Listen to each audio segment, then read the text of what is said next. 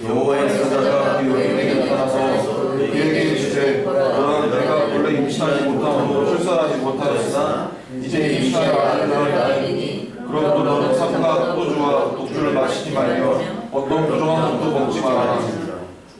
보라 내가 임신하여 아들을 낳으리니 그의 머리 위에 삭도를 두지 마라. 이 아이는 태에서 나옴으로부터 하나님께 바쳐진 나신이라. 그가 블레셋 사람의 손에서 이스라엘을 구원하기 시작하리라 하시니라. 그리고 14장 3절 4절 같이 읽겠습니다. 14장 3절 4절 같이 읽습니다. 그의 부모가 그에게 이르되 내 형제들의 딸들 중에나 내 백성 중에 혹시 여자가 없어서 내가 아내를 받지 아니한 블레셋 사람에게 가서 아내를 받으려 하느냐 하니 사람에게 이르되 내가 그 여자를 좋아하니 나를 위하여 그를 데려오소서 하니 그때 블레셋 사람이 이스라엘을 다스린 까닭에 4절 삼손이 틈을 타서 블레셋 사람을 치료함이었으나 그의 부모는 이 일이 여호와께로부터 나온 것인 줄 알지 못하더라. 그리고 15장 15절에서 19절까지 15장 15절에서 19절까지 읽겠습니다. 삼손이 나귀의 새 턱뼈를 보고 손을 내밀어 집어내고 그것으로 천명을 죽이고 이르되 나귀의 턱뼈로 한 놈이 두 더미를 쌓았으며 나귀의 턱뼈로 내가 천명을 죽였도다 하니라. 그가 말을 마치고 턱뼈를 자기 손에서 내던지고 그것을 라마떼이라 이름하였더라. 삼손이 심히 목이 말라 여호와께 부르짖어 이르되 주께서 종의 손을 통하여 이 큰 구원을 베푸셨사오나 내가 이제 목말라 죽어서 할례받지 못한 자들의 손에 떨어지겠나이다 하니 하나님이 레이에서 한 우묵한 곳을 터뜨리시니 거기서 물이 솟아나는지라. 삼손이 그것을 마시고 정욕이 되었으니 그러므로 그 이름을 베락보리라 불렀으며 그 샘물까지 레이에 있더라. 교회는 다닌 적이 없어도 삼손과 들릴라 이야기는 많이 들었을 겁니다. 이 삼손을 보면은 헤라클레스 같은 힘, 거기다가 또 우리가 읽었듯이 여자가 많이 나와요. 그러니까 여자를 좋아하는 삼손. 우리가 읽었듯이 14장 보면 다 여자 얘기밖에 없습니다. 삼손은 여자를 굉장히 좋아했다. 그리고 유머와 수수께 같은 것들이 여기 삼손에 나옵니다. 그렇죠?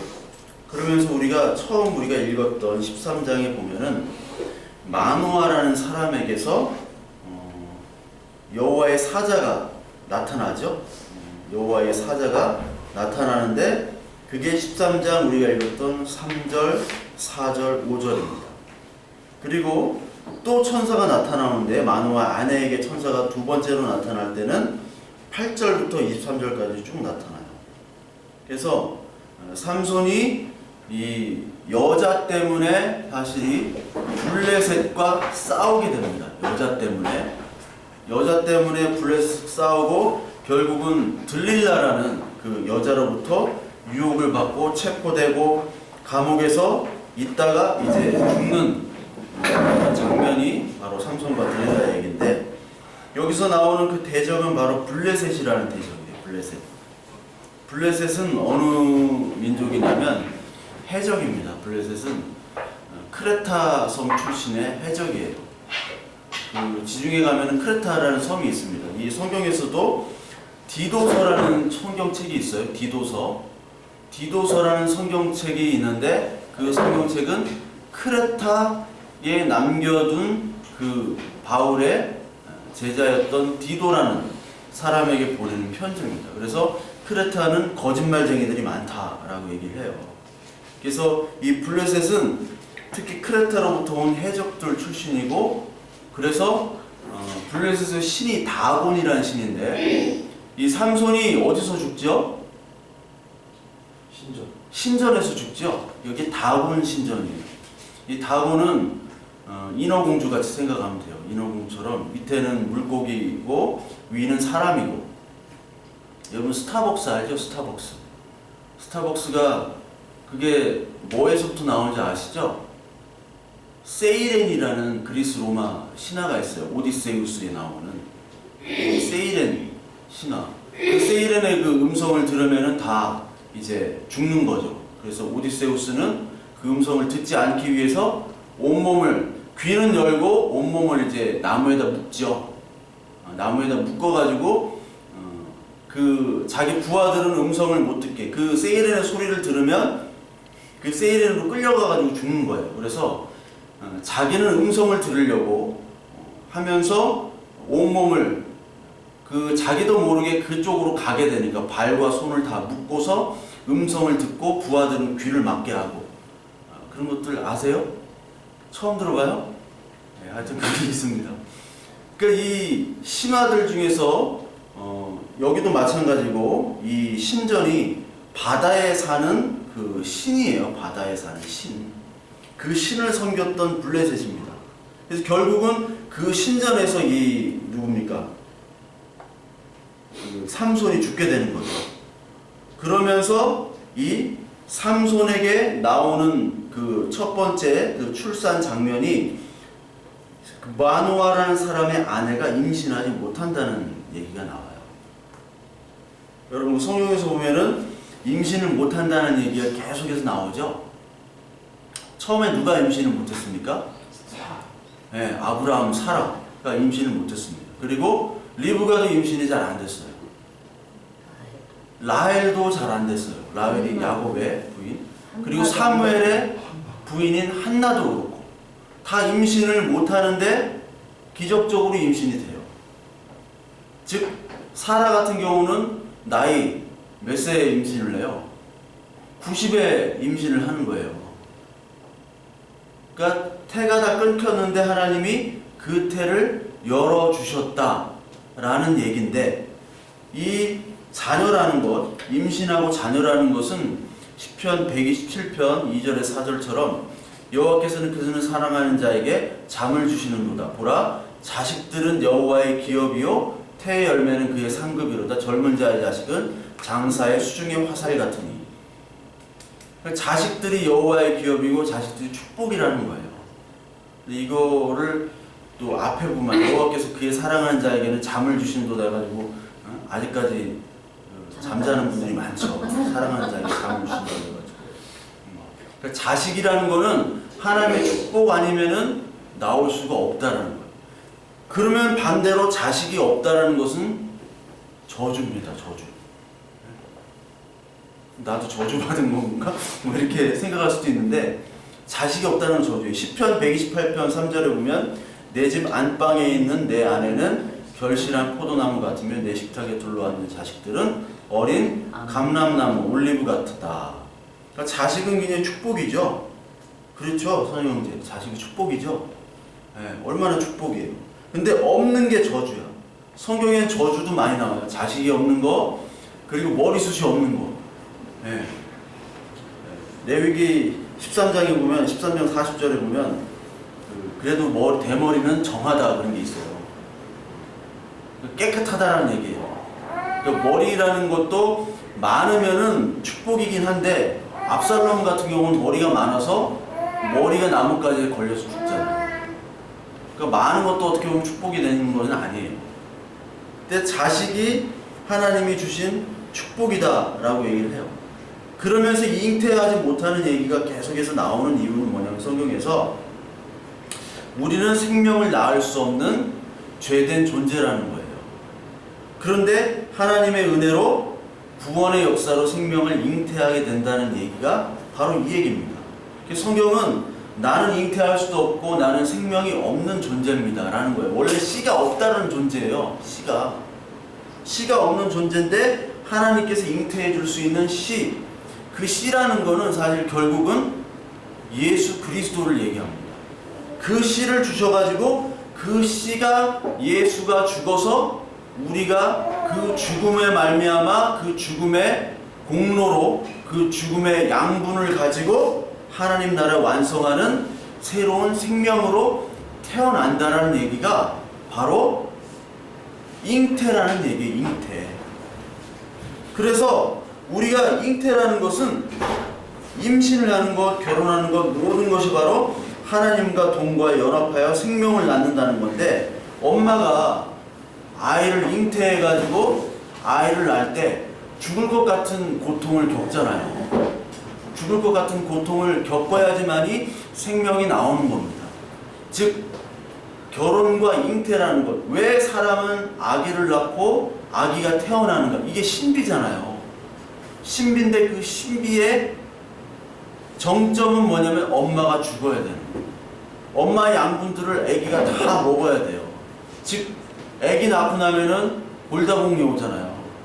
여기 골다공이 지금 뼈를 다 먹는 거야. 내가 죽어야지 생명을 낳거든요. 그러니까 생명을 낳는 것에 오늘도 씨가 없어가지고 아기가 안 생기는 부부들이 많이 있잖아요. 그러니까 주한이처럼 이렇게 튼튼한 애가 나온 게 내가 건강하고 엄마 아빠가 건강하고 해서 나온 것이 아니라 이것 자체가 우리가 원래 씨가 없는데 하나님의 은혜로 하나님이 생명을 주신 거다라고 봐야 되는 거예요. 그러면서 동시에 내가 죽어야지 주한이가 태어나는구나.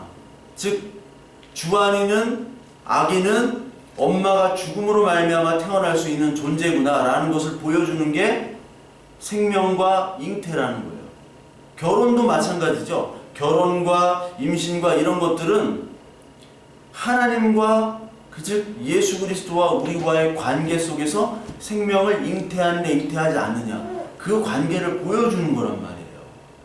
그냥 좋아서 결혼하고 이것이 아니라는 거죠.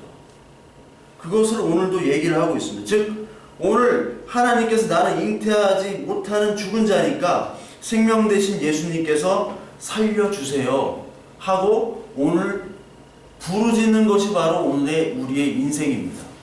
계속 부르짖는 인생이 그 계시록에 보면 계시록에 다니엘에 보면 1260일 한때 두때 반때 그리고 뭐 몇 달입니까? 42달 이렇게 나오는 게 바로 우리의 인생이 하나님의 은혜로 말미암아 그렇게 잉태됐습니다 라고 감사하며 기뻐하면서 동시에 하나님께 부르짖는 것이 바로 인생이에요. 그래서 오늘 그렇게 부르짖으면서 하나님의 인생, 하나님의 부르신 대로 살으라는 사람으로 만든 것이 바로 삼손인데, 그래서 삼손은 나실인이라고 들어봤어요? 나실인? 못 들어봤죠? 네, 들어는 보셨어요? 네. 나실인이 뭐냐면 오늘 여기 그 13장 한번 다시 봐요. 성경 13장에 보면은 그러므로 너는 삼가 포도주와 독주를 마시지 말며 어떤 부정한 것도 먹지 말라. 그리고 내가 임신하여 아들을 낳으리니 그의 머리 위에 삭도를 대지 말라. 머리를 자르지 말래요. 뭐 김태원 같이 막. 이 아이는 태에서 나옴부터 하나님께 바쳐진 무슨 인이래요? 나실인이 된다. 이 나실인이라는 것이 민수기 6장에 나와요. 나실인은 여기 나온 것처럼 특별한 서원, 곧 나실인의 서원. 나실인으로 들여지는 사람은 포도주와 독주 있죠? 우리들 청년들 좋아하는 포도주와 독주. 포도주보다 이제 독주, 독한 술 40도 이상 독주 마시지 말고 포도에 관계된 것들은 다 먹지 말래요. 그리고 몸에 머리를 깎지 말래요. 조선시대 같죠? 그러면서 시체를 가까이 하지 말고 이 세 가지를 지켜요. 시체나 포도주나 술이나 그리고 머리를 자르면 안 돼요. 이렇게 하나님께서 부르신 것이 바로 나실인이에요. 근데 이렇게 구별돼서 너는 이스라엘을 구원할 자다라고 삼손한테 얘기를 했어요. 이게 마태복음 1장에 보면은 예수님의 태어나심과 똑같죠? 예수님은 또 태가 없는 씨가 없는 마리아로부터 성령으로 잉태됐잖아요. 그러면서 너는 예수란 이름이 뭐예요? 그 너의 백성을 구원할 자다. 수요예배 때 그랬잖아. 백성을 구원할 자가 예수인데 여기서 똑같죠? 이 삼손도 이스라엘을 블레셋으로부터 구할 자로 구분을 했습니다. 그래서 이 삼손은 그 히브리어 원어로 보면은 태양이란 뜻이에요. 빛. 근데 나중에 삼손이 누구의 꼬임을 받아서 죽어요? 드릴라라는 여자로부터 꼬임을 받아 죽는데 이 드릴라라는 여자가 어둠이라는 뜻입니다. 히브리 말. 즉 태양은 어둠에 가려지죠. 그런데 태양인 삼손이 들릴라를 사랑했어요. 그러니까 이 삼손은 금사빠야. 금방 사랑에 빠지는 남자예요. 금사빠라 사랑했는데 이것이 뭐냐, 바로 삼손이 태양인 빛이 어둠인 우리들, 원래 어둠이잖아요. 우리들이 빛을 모르잖아요. 빛을 모르는 우리 어둠들에게 와서 사랑하셔서 끝까지 사랑하시다가 어둠인 우리를 위해서 죽으신 그것을 삼손이 나타내고 있는 겁니다. 그래서 삼손을 보면은 막 여자로 막 하도 좋아하고 호색하니 그래가지고 이 나시린으로 부른 이 사명도 다 잊어버리고, 그리고 나중에 눈깔 다 뽑히고 조롱당하고 그러잖아요. 그래가지고 나중에 신전에 죽잖아. 기둥 붙잡고 죽으니까 삼손처럼 이렇게 하나님께 받은 사명을 잊지 말고 미리미리 잘 하자, 이런 얘기가 아니에요. 정신 차리자, 이런 얘기가 아니에요. 뭐 유혹에 조심하자, 이런 걸로 가면은 이 초등학교 수준의 이해가 되는 겁니다. 초등학교 수준에 성경을 볼 때 그런 얘기가 아니라, 삼손은 여자를 좋아하고 블레셋을 간 것도 하나님이 계획하심에 의해서 갔다고 우리가 배웠잖아요. 여기 봐봐요. 14장 사사기 14장 다시 볼게요. 14장에 보면 이제 삼손이 얼마나 여자들을 좋아했나, 여자 얘기밖에 안 나와요.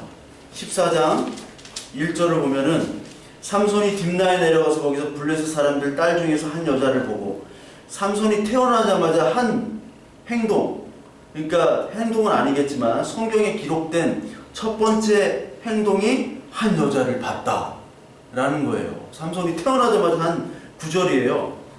그래서 올라가서 자기 부모에게 이 여자랑 결혼하게 해달라.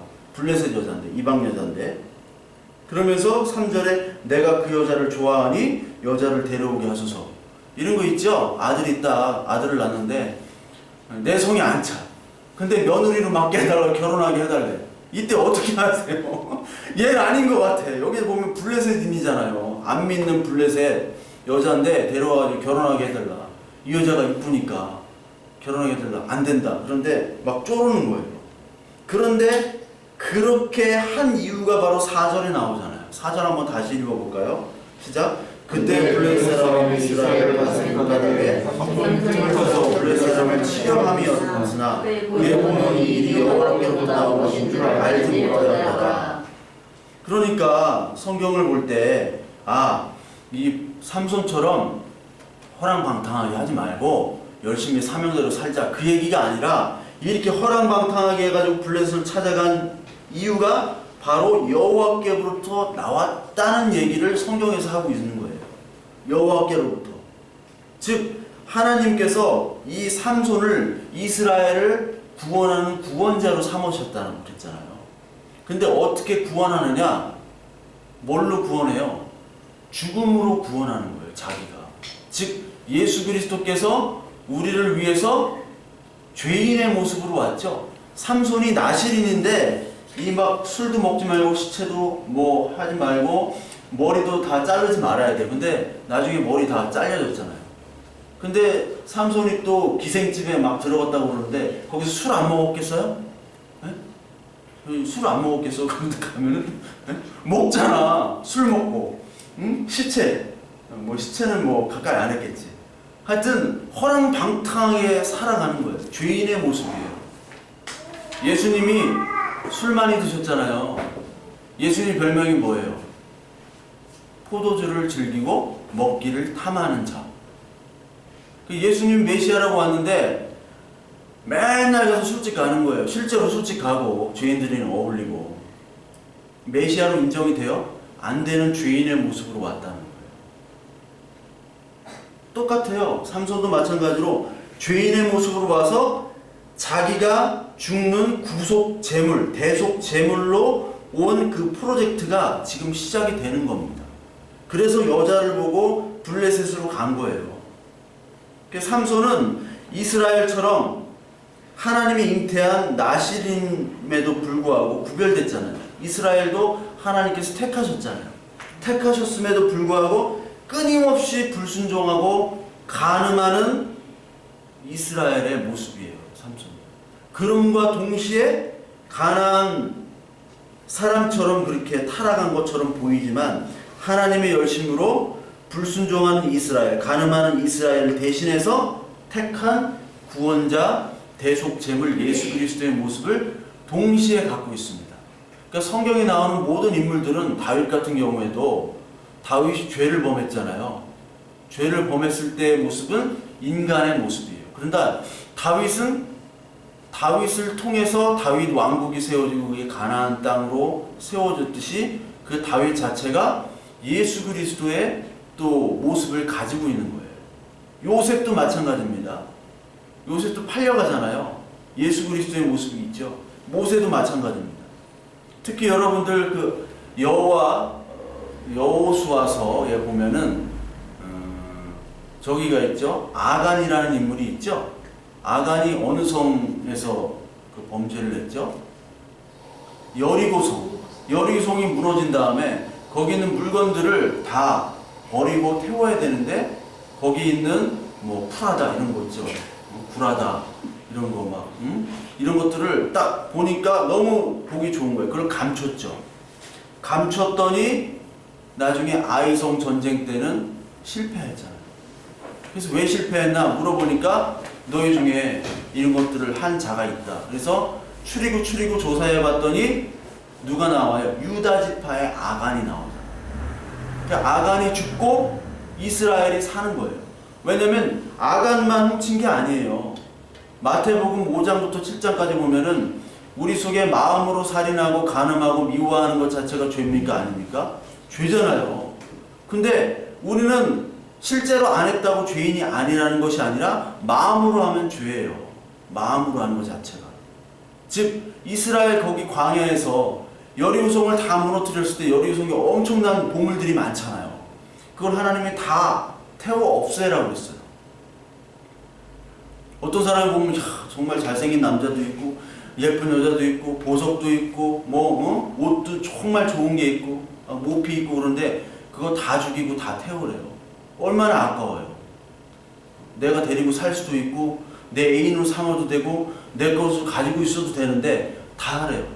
근데 그 마음속에 이스라엘 백성들은 저거 내가 해야 되는데 이거 하나님이 하지 말라고 그랬는데 이거 어떡하나 내가 갖고 싶은 마음이 있었다고. 근데 아간으로는 행동을 옮겼고 다른 사람 행동으로 못 옮겼을 뿐이에요.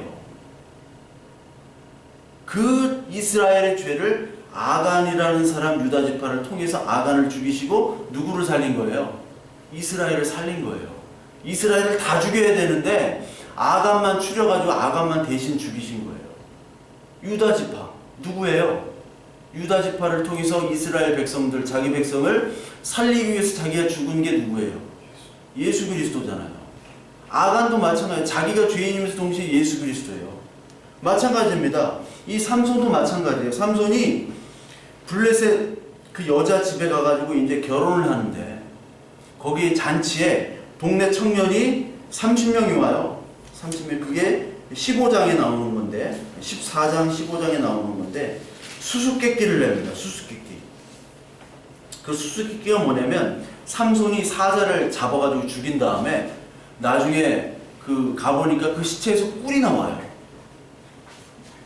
시체에서 사자에서 어떻게 꿀이 나옵니까? 나올 수 없는 거죠. 근데 나와요. 그러면서 문제를 내는 거죠. 어떻게 문제가 내느냐? 먹는 자에게서 먹는 것이 나오고 강한 자에게서 단 것이 나왔느니라. 이걸 어떻게 풀어요? 수수께끼인데. 이거를 가지고 내기를 합니다. 여기 보니까 배옷 30벌과 겉옷 30벌, 속옷 30벌하고 겉옷 30벌 가지고 내기를 해요. 내기를 하는데 이 블레셋 청년들이 누구를 협박하냐면 삼손의 부인과 그 집을 협박해가지고 답을 얻어내죠. 사자라는 답을 얻어내요. 그래서 이 삼손이 화가 나는 거예요. 화가 나가지고 이 아스글론이라는 그 블레셋 지방 가가지고 30명을 그냥 막 죽여요. 막 죽이고 다시 와보니까 죽이고 다시 그 자기 장인 집에 와보니까 자기가 결혼하려고 했던 거의 약혼까지 했던 그 여자를 삼손의 친구에게 시집을 보내버렸어요. 그것도 화나는 거예요. 자기가 결혼했던 여자가 시집 간 거야. 그러니까 화가 나가지고 여우 300마리를 어떻게 잡았어요. 300마리를 혼자 어떻게 잡았나 모르겠어요. 잡아가지고 꼬리를 물어가지고 거기다가 횃불을 달아가지고 여우가 그 돌아다니면서 그 블레셋 사람들이 심어놓은 곡식과 포도나무, 올리브나무를 다 태워버립니다. 그러니까 그 소식을 듣고 나서 화가 나서 블레셋 사람들이 누가 이런 짓을 했냐, 그러니까 이 삼손이다. 삼손과 관계된 전 장인, 전 부인을 불로 태워 죽입니다. 서로 죽이는 전쟁이 일어나요. 그러면서 이 블레셋이 유다를 그때 통치하고 있었잖아요, 이스라엘. 이스라엘에 와가지고 얘를 잡아 죽이려고 삼손 내놔. 그래서 15장 10절에 보면 유다 사람들이 이르되 어찌하여 올라와서 우리를 치느냐. 그들이 대답하되 우리가 올라온 그 삼손을 결박하여 그가 우리에게 행한 대로 그에게 행하려 함이로다. 유다 사람들이 무서워하는 거예요. 왜냐하면 블레셋이 이제 그 온 이스라엘 백성들을 치려고 하니까. 누구 때문에? 삼손 때문에 치려고 하니까. 삼손 내놓으라고 합니다. 그러면서 3,000명이 유다 사람 3,000명이 삼손에게 몰려가요. 그래서 네가 결박당해서 네가 블레셋으로 넘어가야지 우리가 산다. 아니면 블레셋 다쳐 돌아서 우리가 죽는다. 그러니까 잡아가지고 넘기려고 하는 거예요. 근데 그 전까지는 사사기를 보시면은 그 전까지는 블레셋이 이렇게 그 압제를 하면요, 그 이스라엘 백성들은 늘 울면서 부르짖었어요. 그래서 그 부르짖음을 듣고 하나님께서 사사를 보내시고 사사를 통해서 구원해 주시면 이스라엘이 정신을 차려야 되는데 정신을 못 차리고 다시 죄를 짓죠.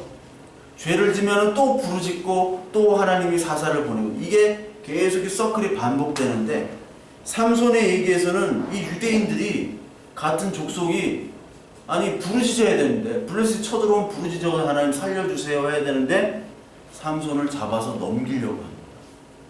이게 잘못된 거예요. 부르짖지 않는 거예요.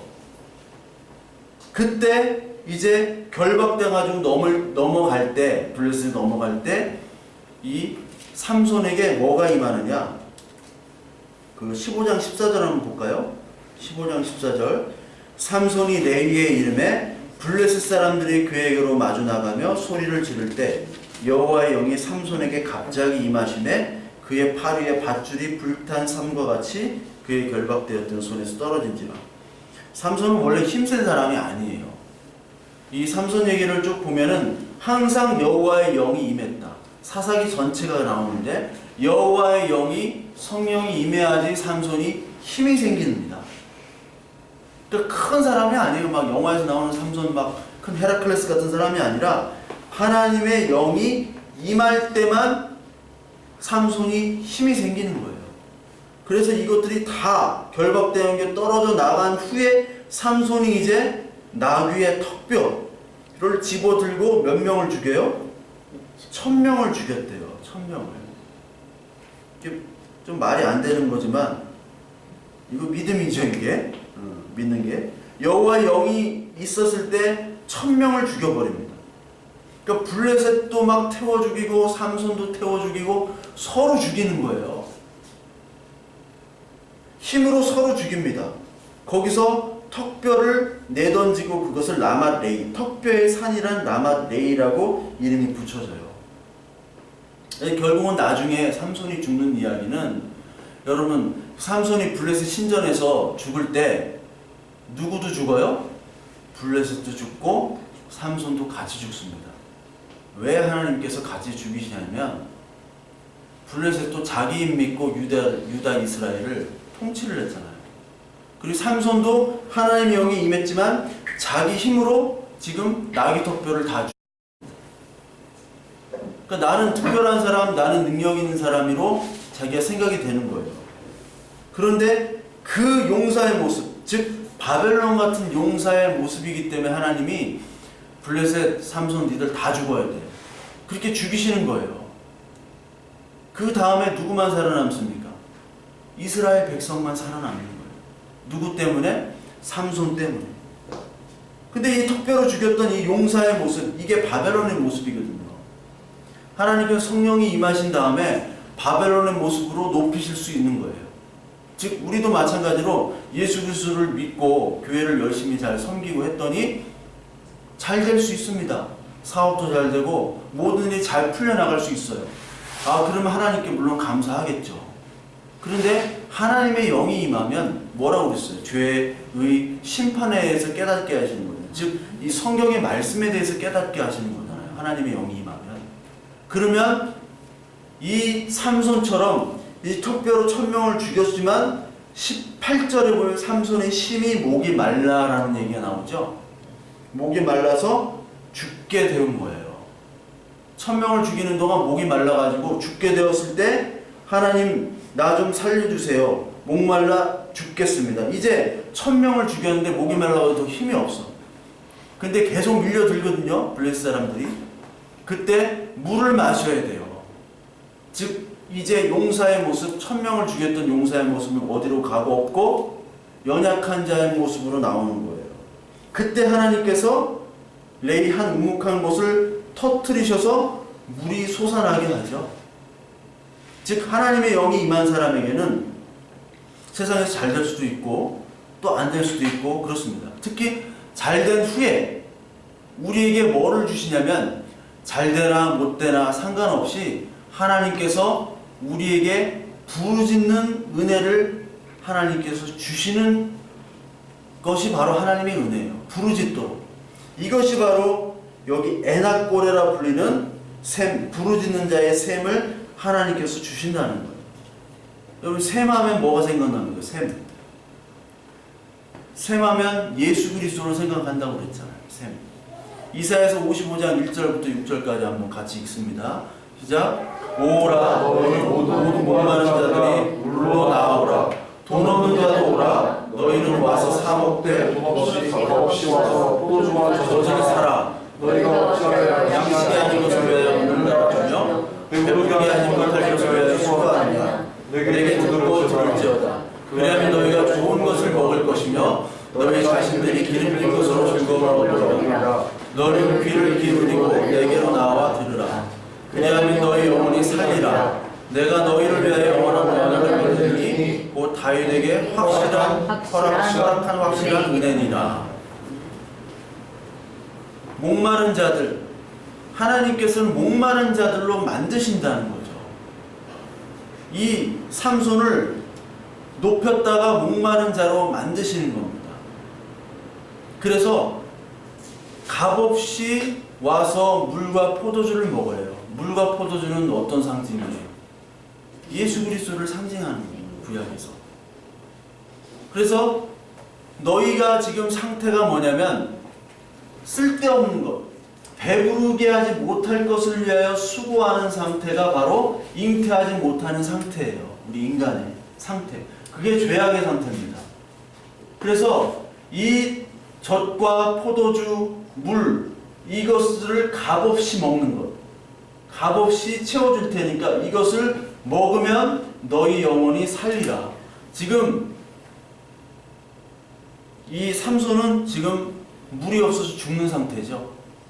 그래서 이 물을 마셔야지 살 수 있는 거예요. 이 영혼이 살고 육체가 삽니다.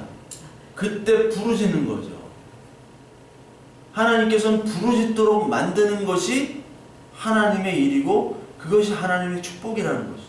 삼손은 그거를 여기서 지금 느끼는 거예요. 삼손은. 그러면서 하나님께서는 또 말씀하시죠. 이사야 44장 1절에 3절. 나의 종 야곱 내가 택한 이스라엘 이제부터 들으라.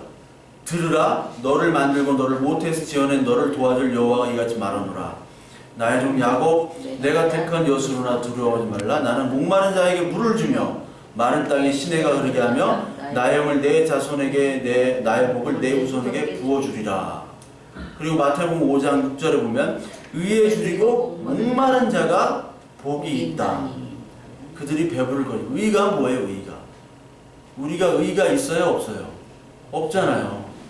의가 뭐예요? 예수 그리스도. 하나님의 의로움은 예수 그리스도로부터 태어나는 거잖아요. 하나님이 의롭다. 하나님 우리가 봤어요? 없잖아요. 모르잖아요. 하나님 영이신데. 하나님이 의래요. 하나님의 의가 뭘로 나타나요? 예수 그리스도라는 인간 예수가 나와서 예수는 역사 속에서 있다가 사라졌죠? 근데 예수는 그리스도잖아요. 그리스도께서는 우리를 위해서 죽으신 메시아시잖아요. 즉 그리스도는 역사적인 예수라는 사람의 인물은 사라졌지만 그리스도는 우리와 성령으로 우리와 함께 지금 예배와 함께 하시고 우리의 인생에서 함께 하시잖아요. 그게 바로 의로 표현이 된 겁니다. 그 의를 목말라 하는 자가 바로 복이 있다라는 거죠. 계시록 21장 5장 6절 보면 같이 읽겠습니다. 또 내게 말씀하시되 이루었도다. 나는 알파와 오메가요 처음과 마지막이라. 내가 생명수 생물을 목마른 자에게 값없이 주니 이기는 자는 이것들을 상속으로 받으리라. 나는 그의 하나님이 되고 그는 내 아들이 되리라. 샘물을 값없이 주는데 이기는 자는 이것들을 상속으로 받으래요. 이기는 자가 예수 그리스도를 받는다는데 이기는 게 뭘까요? 우리가 승리합시다 그러죠? 지금 삼손은 1000명을 이겼어요. 승리했어요. 근데 성경은 이걸 승리라고 얘기를 안 합니다. 부르짖는 거를 승리라고 얘기하는 거예요. 의에 줄이고 목마른 것을 승리라고 얘기하는 거예요. 우리가 승리합시다 하면은 야, 오늘도 정말 믿음으로 뭔가 다 유혹도 이겨내고 뭐 하는 사업도 잘 되고 뭐 오늘 공부도 잘하고 열심히 잘하자. 이 파이팅! 승리합시다가 파이팅으로 와요. 파이팅.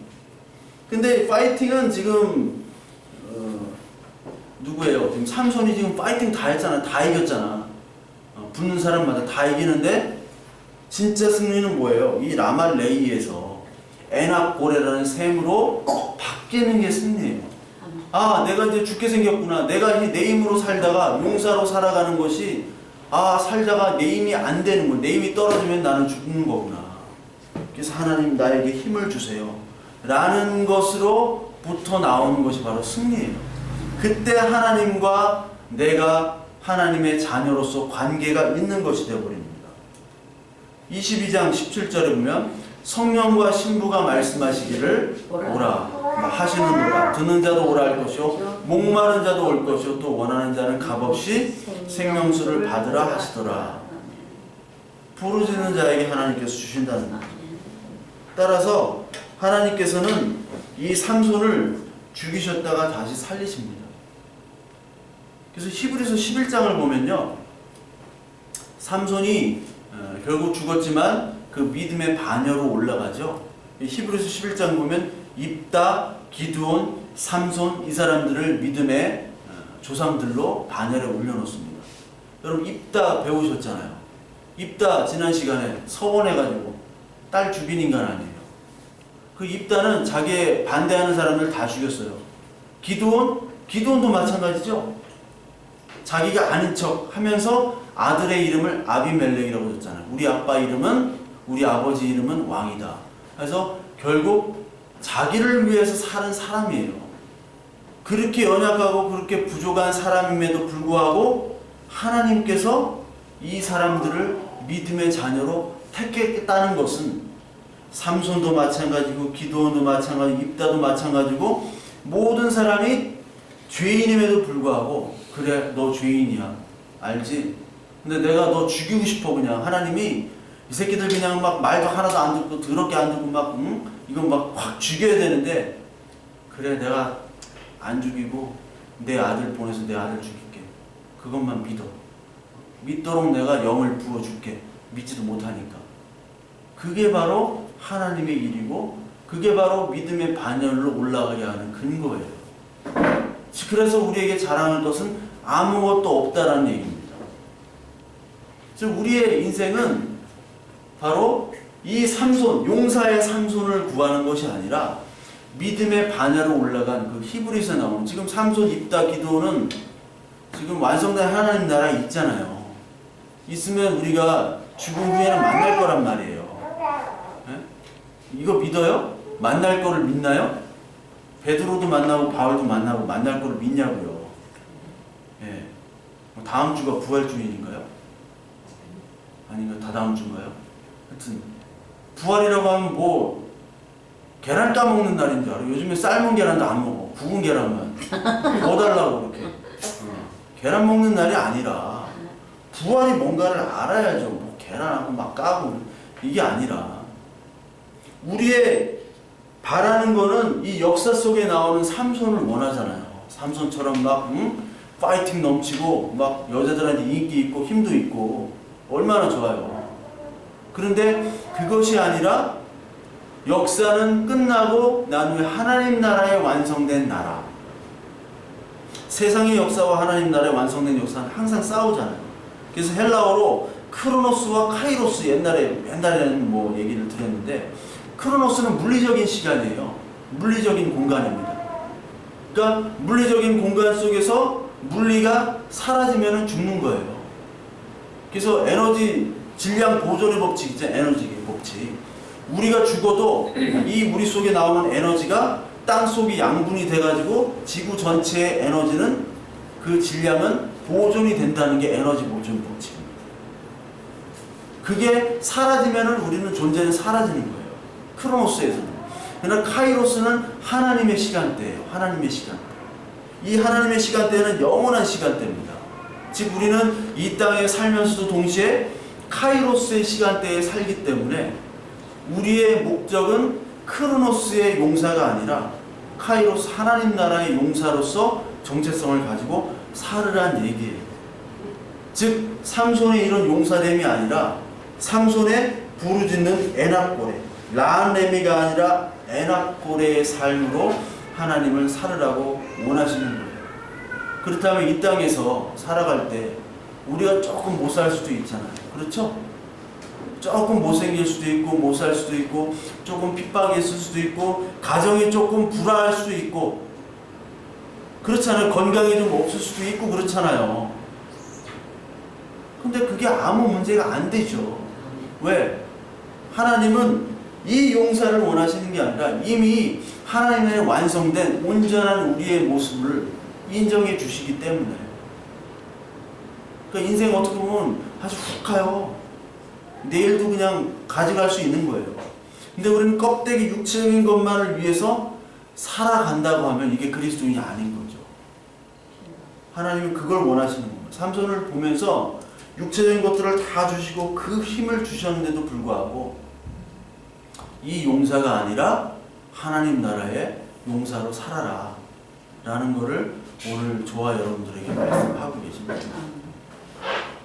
저와 여러분들의 필요한 것은 지금 필요한 것은 뭐냐면 지금의 어떠한 안타까움, 아픔이 그 나오는 근거가 뭐예요? 분노의 근거가 뭐예요? 좌절의 근거가 뭐예요?